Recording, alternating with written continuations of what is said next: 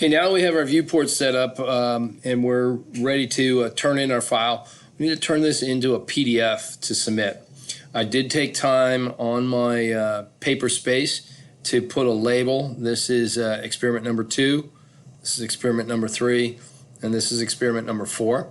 I did that using the multi-line text tool, or you can use a single line text tool. That's this big letter A right here, and I was on the reap table layer when I did it. So you just take that and you click on your screen, pull out where you want your, click that active, pull out and type your text that you want it to say.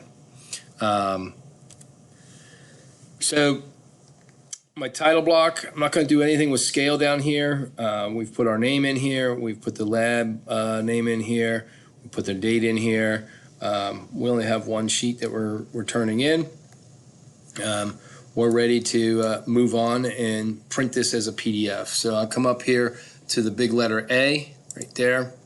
We're going to go down, and this can be exported as a PDF, or you can print it as a PDF. So when we export as a PDF, looks like this, and it keeps my name. You want to give it another name, you can give it another name. Give it a destination. I will just save this for right now. I'm going to save this to my documents folder. I have an electronics folder I keep things in, so we'll come down here to electronics and export it to my electronics folder. So select that, PDF, and I want to export the current layout. That's an important piece. You got to be on that layout. We're going to export that current layout, and I just hit save.